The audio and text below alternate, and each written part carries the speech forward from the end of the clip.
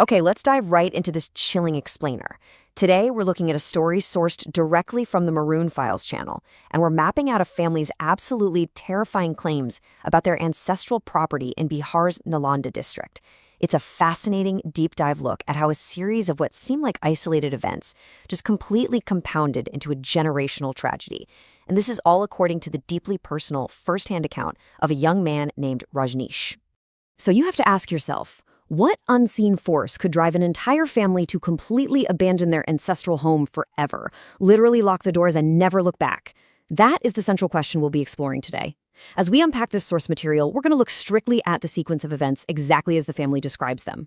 We aren't here to prove or disprove the paranormal, right? We're just here to examine the fascinating and frankly terrifying structure of this narrative and piece together the timeline of what this family firmly believes drove them from their home. All right, Section 1. The ancestral home in Bihar's Nalanda district. Our source tells us that Rajneesh's grandfather actually purchased this property way back in 1973 for just 500 rupees. For decades, it was completely normal. It housed a bustling, happy joint family. We're talking parents, a grandmother, an uncle, older sisters, and eventually Rajneesh himself. The father was this respected science teacher at a local government school, very much a man of logic. But around 2012, when Rajneesh is just 4 years old, that normalcy completely shatters. And this dark spiral leads all the way to 2019, culminating in absolute tragedy and the total abandonment of the property. So, how exactly did they get from a vibrant, packed family home to an empty, locked shell? Let's get into Section 2, the animal omens and the tragic pets. You know, the haunting doesn't start with floating furniture or disembodied voices right off the bat. It actually starts with easily dismissible yet really tragic everyday things. Young Rajneesh desperately wants a pet, so his dad brings home a puppy. But a grim pattern emerges almost immediately. The first puppy dies in just a month and a half, found with foam coming out of its mouth. So they try again. A second puppy is brought in, and within 3 months, it dies violently, vomiting in the exact same way. A third puppy dies within 2 months. Concluding that, well, maybe the house just isn't suitable for dogs, the father buys a parrot. Exactly 3 days later, just 3 days, the parrot is found dead with its neck twisted. This rapid, bizarre succession of animal deaths is really the very first red flag in Rajneesh's account. After the parrot, they try one last time with 2 baby pigeons. They even build them a nice little house on the roof. And they live there happily for about a month. But then, their behavior abruptly shifts. According to the source, the pigeons completely abandoned the rooftop coop. They absolutely refused to go near it. They would only sit on an electric pole near the house, refusing to even fly over the property's airspace. It was as if, at least in the family's eyes, the birds were being warned away by some unseen presence. And eventually, they just vanished altogether. Moving on to Section 3, Apparitions and Warnings. The Midnight Sightings. Okay, so the strange phenomena are about to graduate from animal omens to direct physical sightings. To really grasp this, we need to set the scene. Imagine no streetlights, only moonlight illuminating these unpaved village roads. And by 8 p.m., the entire village is dead asleep. Rajneesh's grandmother, who was an insomniac and loved tending to the courtyard trees, was sleeping up on the roof one really bright, moonlit night. The next morning, she delivers this chilling quote to her family. She says, "Last night, a boy and a girl were roaming around in our house. They looked human, but they weren't." She claimed she literally watched these 2 entities physically climb down from a tree she had planted right there in the courtyard. The contrast here is super fascinating. On one side, you have the father. Remember, he's the science teacher. His rationalization is immediate. He totally dismisses her sighting as just a bad dream, maybe a trick of the moonlight, or a misunderstanding of the shadows. But on the other side, you have the grandmother's reality, and she is resolute. She knows she didn't dream it. She firmly believes she watched 2 non-human entities climb out of her tree and walk right into their courtyard. Well, shortly after this, the father decides to build a new room. The very night the raw materials are dumped outside, at exactly 2:30 a.m., a cat begins wailing aggressively from the guava tree. The father actually goes out and chases it away with a stick, but the cat just moves to a neighbor's roof to wail even louder. The very next afternoon, while the family is sitting outside, this sudden, highly localized gust of wind just blasts across the roof. It specifically targets and violently shatters a potted cactus. Now, why does this matter? Because the mother had purposely placed that specific cactus on the roof as a ward against negative energy, following some local spiritual advice. Which brings us to Section 4, the Night Rescue, a terrifying walk. Following the destruction of that protective cactus, the father's health mysteriously takes a nosedive. His hair starts falling out, his energy is totally drained, but as the sole breadwinner, he just pushes through.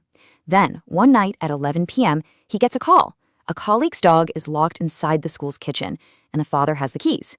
Despite his failing health and, the family's already tragic history with dogs, his conscience forces him out into the pitch-black night. He walks through the unlit farmland with just a simple flashlight. The tension here, as Rajneesh recounts it, is just palpable. What exactly was waiting for him out there in the dark? 250. That is the exact distance in meters. When the father was walking along this desolate path, he reported seeing a brief flash of a woman sitting way up in a tree. He shone his light up there, but nothing was there, so he kept walking.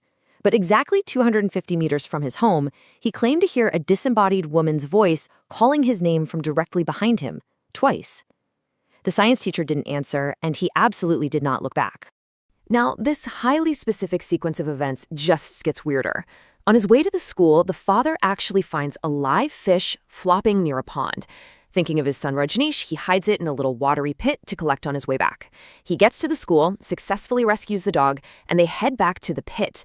But as he approaches it, the rescued dog suddenly starts barking wildly at the empty darkness and then just sprints away in absolute terror. When the father shines his flashlight into the pit to grab the fish is gone. In its place are perfectly picked clean fish bones. According to the source, it looked as if something in the darkness had literally sat down, eaten the raw fish, and just left the bones behind. Section 5, the failed exorcism, a tantric's warning.